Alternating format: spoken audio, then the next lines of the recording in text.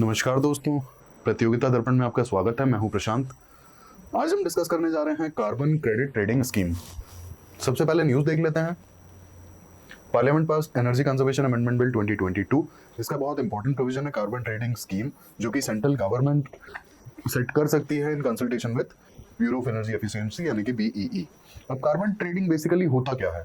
It is a tool to curb emissions. यहाँ पे carbon credits की बाइंग और सेलिंग होती है, वही होता है कार्बन ट्रेडिंग। और ये जहाँ पर होती है ट्रेडिंग, उसे कार्बन मार्केट कहते हैं। अब बेसिकली हम बहुत आसान भाषा में समझ लेते हैं कार्बन क्रेडिट होता क्या है। सपोज एक कोई इंडस्ट्री है और ये अपना जो पोल्यूशन है इसने कुछ लेटेस्ट टेक्नोलॉजी और कुछ ऑपरेशनल चेंजेस करके अपने पोल्यूशन को काफ़ी कंट्रोल कर लिया, और इसका पोल्यूशन सपोज 30% तक कम हो गया, और इसने इस चीज़ को दिखा दिया कि मेरा पोल्यूशन जो है, हमारे यहाँ से एमिशंस 30% तक रिड्यूस हो गए। तो इन्हें इसके लिए मिलेंगे क्रेडिट्स।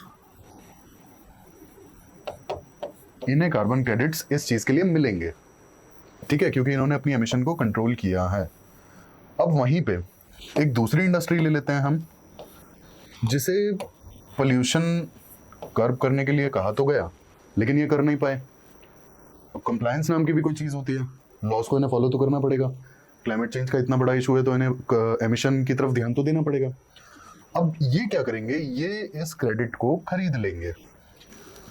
जिस फॉर्म ने पोल्यूशन को कंट्रोल किया उसे कार्बन क्रेडिट मिले, इन्होंने जो कंट्रोल नहीं कर पा रहे थे इन्होंने बाय कर लिया उसे। तो बदले में जिन्होंने पोल्यूशन कंट्रोल किया था उन्हें मिला पैसा और इन्हें मिले कार्बन क्रेडिट्स। अब इनके पास कार्बन क्रेडिट्स हैं तो इनके ऊपर एमिशन रिलेटेड कोई भी पेनाल्टी या इस तरीके का कोई भी जुर्माना नहीं लगाया जा सकता, कोई भी एक्शन नहीं लिया जा सकता, क्योंकि इन्होंने अपना एक तरीके से अपनी रिस्पॉन्सिबिलिटी पूरी की कार्बन क्रेडिट्स को खरीद करके। तो ये होता है carbon market as well as carbon trading. हमने बहुत सिंपल भाषा में ये समझ लिया कि किस तरीके से एमिशन कंट्रोल होगा। एक फर्म था जिसने एमिशन कंट्रोल किया और दूसरा फर्म था जो नहीं कर पा रहा था, इसलिए उसने कार्बन ट्रेडिंग के थ्रू कार्बन क्रेडिट खरीदे और अपने ऊपर जो भी पेनाल्टी या जो भी रिस्पॉन्सिबिलिटी था, पेनाल्टी हटा दिया और अपना रिस्पॉन्सिबिलिटी पूरा किया एमिशन का। तो आपने देखा ओवरऑल एक फर्म ने तो अपना एमिशन कर्ब किया, कंट्रोल किया, और दूसरे फर्म ने कार्बन क्रेडिट खरीद के और जिस फर्म ने अपने पोल्यूशन को कंट्रोल किया उसे पे भी किया। तो डायरेक्टली देखा जाए तो यहाँ पर दो फर्म्स इन्वॉल्व हैं। एक ज्यादा पोल्यूट कर रहा है तो वो उसके लिए पैसा दे रहा है, और जो कम पोल्यूट कर रहा है उसे पैसा मिल रहा है। तो कम पोल्यूट करने वाले का भी प्रॉफिट है और ज्यादा पोल्यूट करने वाले पर कार्बन क्रेडिट के थ्रू एक तरीके से देखा जाए तो एक छोटी सी पेनल्टी लग रही है, जो कि शायद रियल पेनल्टी या फिर जो लॉफुल पेनल्टी है उससे बहुत कम होगी। लेकिन एक तरीके से हम कह सकते हैं ना कि कार्बन क्रेडिट उसे बाय करने पड़ रहे हैं अपना कंप्लायंस शो करने के लिए, बट एक छोटी सी पेनल्टी ही लग रही है क्योंकि वो अपने पोल्यूशन को कर्ब नहीं कर पा रहे हैं। और जिन्होंने कर्ब किया उनके लिए तो विन विन सिचुएशन है, पोल्यूशन कर्ब हो भी गया, कार्बन क्रेडिट मिला, और कार्बन क्रेडिट को सेल किया तो उसके बदले में पैसा मिला। तो ये बात की हमने कार्बन मार्केट की। Carbon market provides incentive to reduce emissions और टू इंप्रूव एनर्जी एफिशिएंसी, ये हम देख चुके। अब कार्बन मार्केट जो है आर्टिकल 6 ऑफ पेरिस अग्रीमेंट में मेंशन्ड है, एंड व्हाई दे आर उन्हें क्यों एस्टैब्लिश किया जाना चाहिए, to fulfil the nationally determined contributions. ये कंट्रीज के इंडिविजुअल गोल्स हैं, ठीक है, पेरिस अग्रीमेंट के अंडर इन्हें फुलफिल करने के लिए। अब हम बात करेंगे कि कार्बन क्रेडिट ट्रेडिंग स्कीम के फीचर्स क्या हैं। सबसे पहले तो वेरीफायर, ये बॉडी CCTS स्कीम के अंडर जो वेरिफिकेशंस होंगे उसके लिए रिस्पॉन्सिबल होगी। स्कीम का जो भी इम्प्लीमेंटेशन है, कार्बन क्रेडिट्स कहाँ कौन बाय कर रहा है, कौन सेल कर रहा है, तो वो सारे काम। सेकेंडली एक और बॉडी का प्रोविजन है, Indian carbon market governing board. Secretary rank के ऑफिसर इसके चेयरमैन होंगे। तो स्पेशली कार्बन मार्केट से रिलेटेड जो भी रूल्स, रेगुलेशंस और गाइडलाइंस बनाना है वो इस बोर्ड का काम होगा। Then comes bureau of energy efficiency, it will be administrator of Indian carbon market. Then grid controller of India limited, it is the registry of Indian carbon market.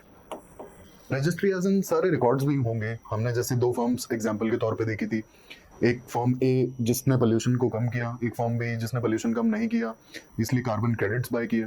तो ये इन सब चीज़ों का एक रिकॉर्ड भी तो रखना पड़ेगा ना। ग्रिड कंट्रोलर ऑफ इंडिया वही रजिस्ट्री है, सारी चीज़ों का रिकॉर्ड रखना। Then central electricity regulatory commission will be the regulator of Indian carbon market. तो ये हमने देखे कार्बन क्रेडिट ट्रेडिंग स्कीम के जो प्रोविजंस हैं। अब कार्बन मार्केट दो टाइप की होती हैं, एक कंप्लायंस, एक वॉलंटरी। वॉलंटरी में कोई भी टारगेट्स डिफाइन नहीं होते हैं किसी के लिए। कंप्लायंस में लॉफुल या फिर लेजिस्लेशन के थ्रू आप चाहें तो करवा सकते हैं किसी भी तरह का लाइक इम्प्लीमेंटेशन, ठीक है। अब एग्जाम्पल के तौर पे अगर हम कहें तो पोल्यूशन रिडक्शन का कोई लॉ बना देती है कोई भी कंट्री और उसे इम्प्लीमेंट करना सभी इंडस्ट्री की लाइक रिस्पॉन्सिबिलिटी होगी, तो वो हो जाएगा कंप्लायंस।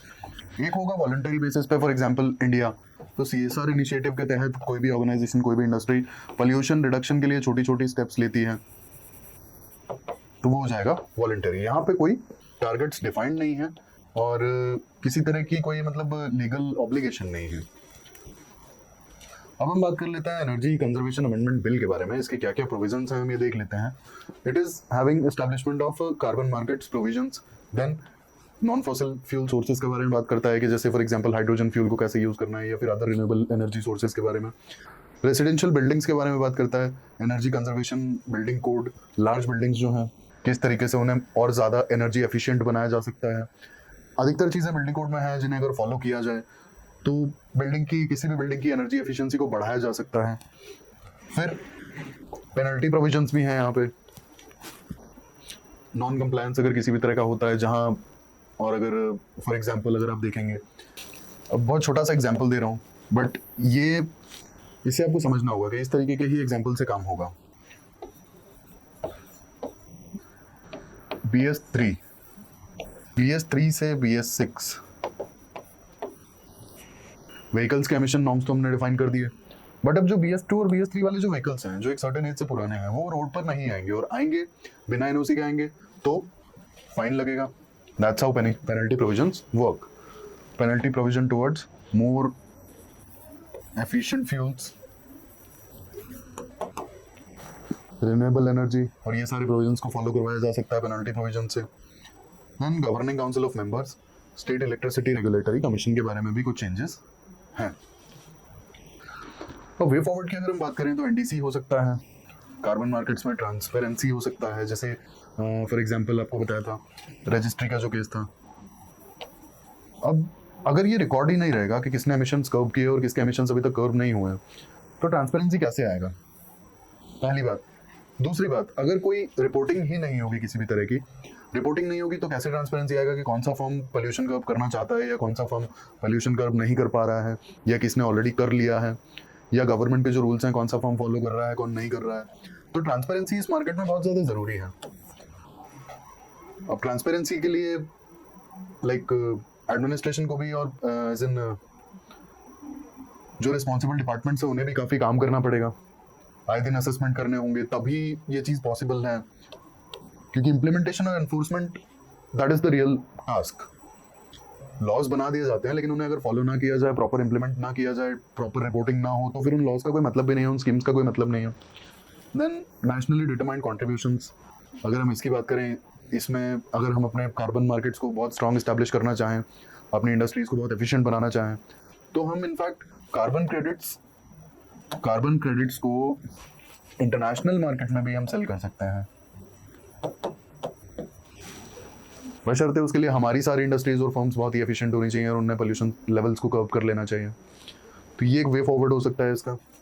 तो ये हमने डिस्कस किया कार्बन ट्रेडिंग मार्केट के बारे में। ऐसे ही इंफॉर्मेटिव वीडियोस के लिए हमारे साथ जुड़े रहिए। Thank you, thanks for watching.